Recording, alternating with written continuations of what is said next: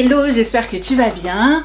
Après cette longue absence de pratiquement 3 mois de ma chaîne, mais j'avais beaucoup de choses à terminer sur mon site. Donc voilà, me revoilà sur YouTube. Aujourd'hui, je voulais faire une petite vidéo que je vais essayer à ce qu'elle soit courte vraiment.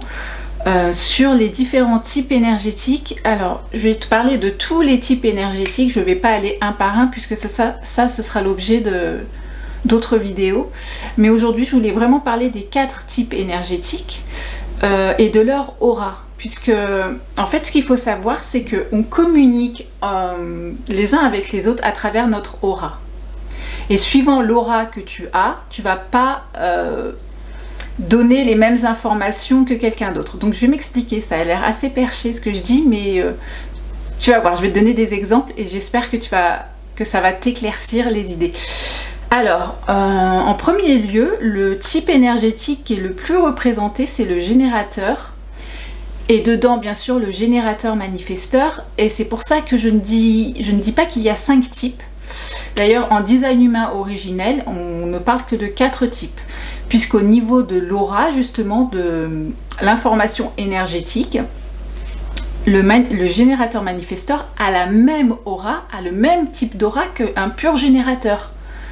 Du coup, parler du générateur manifesteur comme un autre type, c'est pas correct. Avant, je le faisais, mais je me suis rendu compte que finalement, c'était pas juste. Puisque, vu que l'information principale, elle vient de ton type énergétique, c'est pas correct de dire que c'est un type à part entière. Voilà, je sais qu'il y en a qui disent que c'est un type à part entière et tout, parce que je pense qu'ils veulent se sentir peut-être plus exclusifs ou plus, je sais pas. Mais non, c'est différent un peu du générateur à certains niveaux, mais au niveau de l'aura, c'est la même aura. Donc c'est pour ça que je vais toujours, quand je parle du générateur, j'inclus dedans le générateur manifesteur. Il faut pas se sentir... si tu es générateur manifesteur et que du coup ça te blesse quoi, il faut vraiment pas que tu te sentes blessé par ça, parce que enfin voilà, c'est comme ça, tu as le même type d'aura qu'un générateur, et sois heureux parce que le type d'aura d'un manifesteur est complètement différent, et en tant que manifesteur, je peux en parler, on vit pas les choses, on ressent pas les choses comme vous. Donc voilà, faut pas que tu te sentes blessé si tu es générateur manifesteur et que je dis que tu fais partie des générateurs et que tu n'es pas un type à part entière. Voilà, j'espère que c'est clair pour tout le monde. Donc on va commencer par le générateur et le générateur manifesteur. Donc tous les deux, vous avez la même aura et vous avez une aura qui est ouverte et enveloppante. Et ça, c'est génial parce que vous êtes accueillant en fait. Vous avez une aura accueillante. Les gens viennent à vous. Les gens, les événements, tout ça, ça vient à vous naturellement. Et vous faites partie, donc vous êtes la grosse majorité de la planète, 70% à peu près à vous deux. Donc c'est plutôt pas mal. Ce qui fait que quand vous rencontrez des gens, souvent vous rencontrez des gens comme vous, générateurs, qui ont la même aura que vous, et vous communiquez du coup super bien de façon fluide.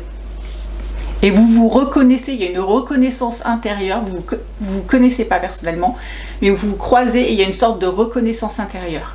Et ça se passe bien.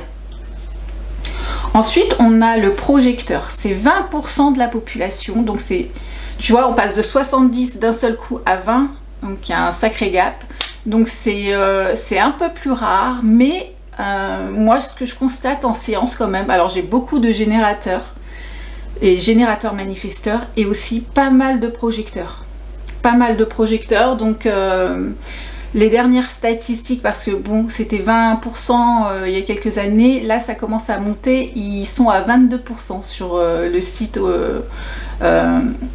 du design humain international, Jovian Archive, ils sont à 22, quelque chose. Donc vous commencez à être un peu plus nombreux les projecteurs. Et alors le projecteur, il a une aura qui est concentrée et absorbante. Son aura, elle va aller se focaliser, se concentrer sur l'aura de quelqu'un et absorber son énergie pour ensuite la scanner. Mais du coup, Là aussi, ça va parce qu'il y a une communication en fait entre chaque individu. Il y a une communication qui se fait. Donc, il n'y a aucun souci. Ensuite, attention, on passe au manifesteur, le fameux manifesteur, et c'est 9%. Alors, c'est vraiment pas... ça, c'est vraiment pas... On n'est pas beaucoup. Hein. Moi, de toutes les séances que j'ai faites, j'ai eu que 2 manifesteurs. Donc ça va, je suis manifesteur et je m'observe et voilà, donc je sais comment on fonctionne. Et voilà, et pourquoi je dis que le manifesteur, enfin que le générateur manifesteur n'est pas du tout comme, n'est pas du tout un type à part entière, parce qu'il a la même aura que le générateur, et tant mieux, puisque s'il avait une aura de manifesteur c'est quoi? Une aura de manifesteur, c'est une aura qui est fermée et qui est repoussante. Certains utilisent le mot impactante, mais je sais pas, c'est pour peut-être les âmes sensibles, mais non, c'est repoussante. Et je te jure qu'un manifesteur, il va vivre et ressentir le rejet toute sa vie. Moi, je me souviens de choses que j'ai vécues petite enfant et que je vis encore aujourd'hui, sauf que maintenant je sais pourquoi, je sais que c'est énergétique, je sais que les gens n'ont rien contre moi et tout, c'est juste que énergétiquement, justement, quand je croise quelqu'un, son aura qui communique avec toutes les autres auras, elle peut pas communiquer avec le manifesteur. Il y a un mur en fait, il y a un mur, du coup les informations ne passent pas, et la personne inconsciemment, au niveau de l'énergétique, qu'est-ce qui se passe inconsciemment? Elle se dit, tiens, celle-ci, elle me cache quelque chose, si elle me cache quelque chose, ça veut dire qu'il y a un danger. C'est pour ça que souvent le manifesteur, c'est un type énergétique qui va faire peur. Mais alors ça va pas, moi je sais que je fais pas peur aux gens comme ça quand ils me croisent, c'est des peurs inconscientes.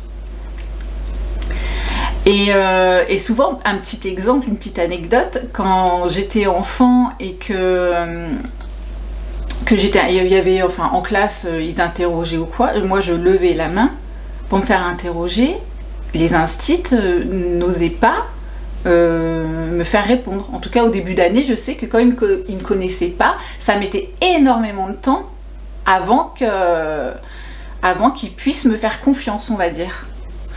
Donc ouais, l'aura du manifesteur, c'est pas une aura qui est facile, puisqu'elle repousse, mais c'est comme ça, voilà. Il y a des choses après, heureusement on n'a pas que notre aura, on a aussi le profil qui compte énormément aussi en design humain.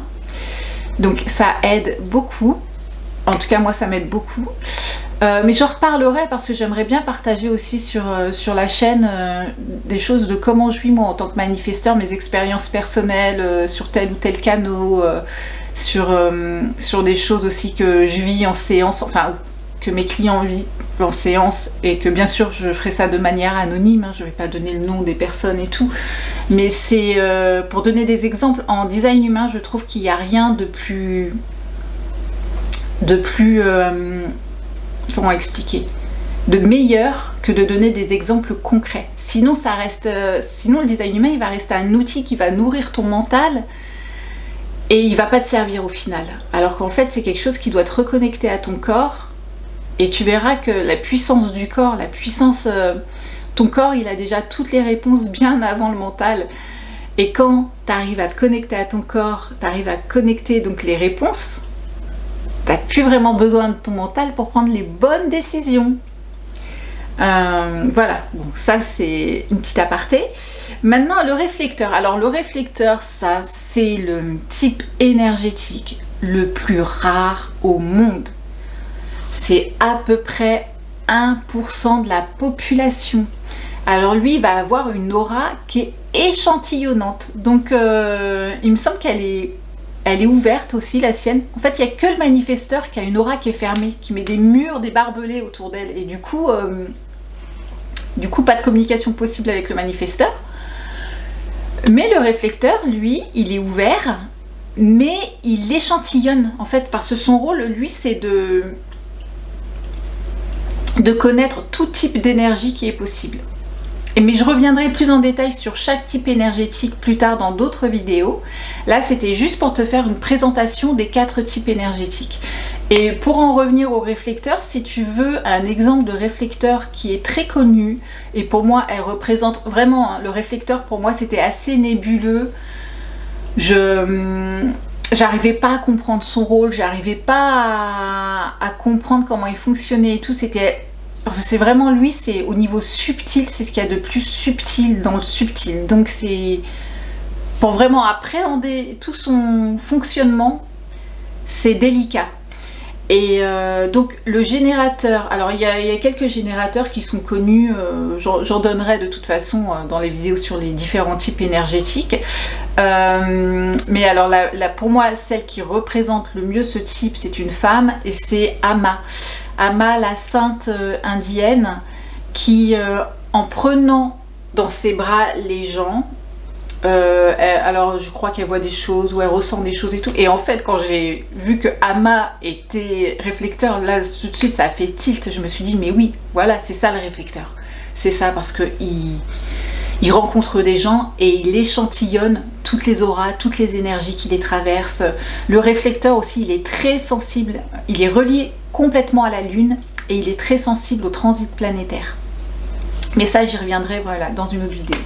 Donc, c'est terminé pour aujourd'hui, pour les types énergétiques. Il y aura d'autres vidéos pour chacun des types plus en détail. Il y aura d'autres vidéos sur d'autres sujets dans le design humain. Si tu as des questions ou si tu as des idées de vidéos, que tu as envie que j'aborde des sujets sur le design humain qui pourraient t'aider, si tu as des questions, n'hésite pas à écrire dans la partie commentaires. Ou alors ce que tu peux faire aussi, c'est, j'ai un compte Instagram que je vais afficher par là, c'est de me contacter sur Instagram aussi, si t'oses pas parler dans la partie commentaire YouTube et que tu veux, parce que je sais que je reçois beaucoup de messages privés sur Instagram, je reçois beaucoup de questions. Et les gens n'osent pas commenter dans les parties commentaires, mais ils me posent plein de questions après en privé. Donc voilà, tu as les deux possibilités. Donc sur Instagram, c'est @tacoachholistique. Et sinon, dans la partie commentaire de YouTube. Voilà, je te fais un gros bisou. Et puis à bientôt!